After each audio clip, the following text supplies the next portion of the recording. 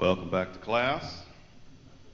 For those of you who don't know what I mean, quite a few years ago I started on occasion giving a little background history on a hymn or an author, something that we knew from our childhood that maybe we hadn't heard in a while. Try to give us a connection to the intent of why it was written, who it was written by. Today being Mother's Day, I wanted to try to do a Mother's Day style hymn. That's hard. So I thought, well, let's honor a historical mother in our history. We have a picture. There we go, Mrs. Phoebe Palmer. Phoebe is an important mother in our church history. She was born in New York in 1807, and her parents were very disciplined Christians. Twice a day, every day, twice a day, they would hold worship services in their home and prayer time. And as a child, they were so disciplined, she couldn't really remember a time when she was not a believing Christian. And that caused a lot of heartache for her because she felt she had kind of missed out on this conversion experience and didn't have that emotional experience that a lot of Christians have when they were delivered from sin. They were so disciplined in the home that she kind of felt maybe she was missing something. And at times she even doubted that God had truly accepted her as his child. Later in life, Phoebe and her husband, Walter, they made an effective ministry team. Phoebe was kind of the leader of that ministry team. And in 1831, Phoebe and Walter went to live with Phoebe's older sister, Sarah.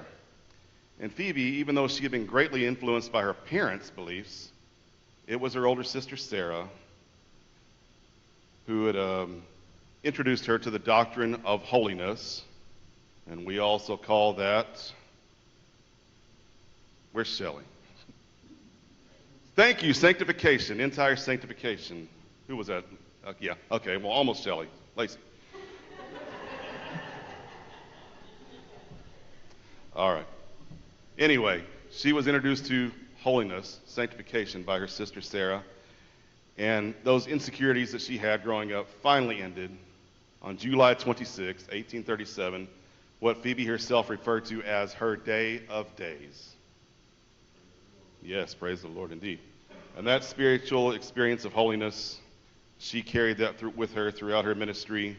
And then she knew that she was, in fact, accepted by God as a child of God. She never, ever doubted that she was meant to be a worker for the Lord.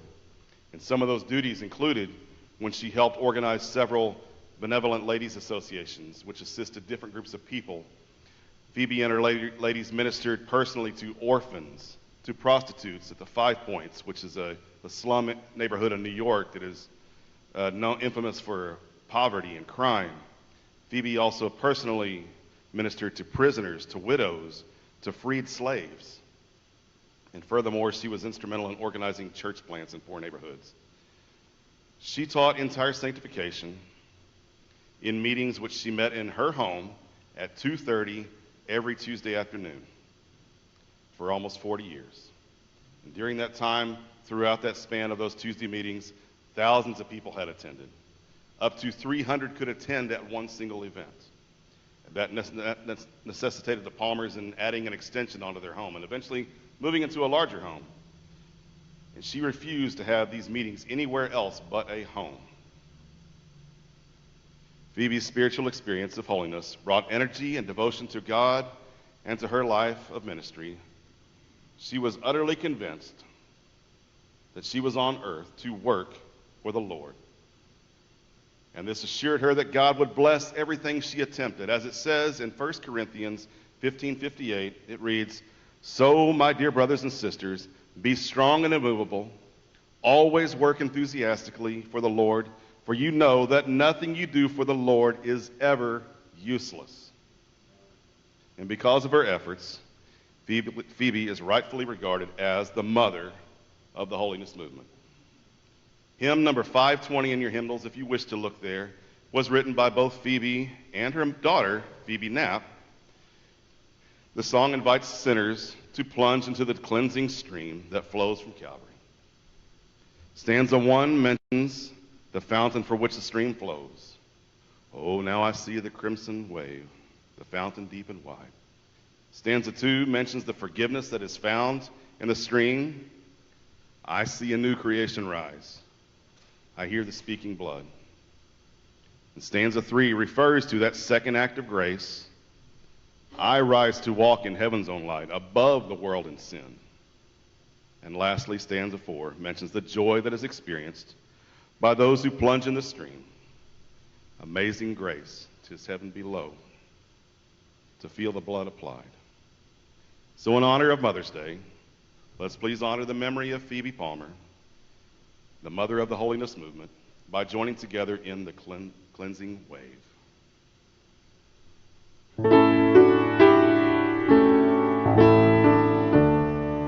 Oh, now I see the crimson wave, the fountain deep and wide. Jesus, my Lord, mighty to save,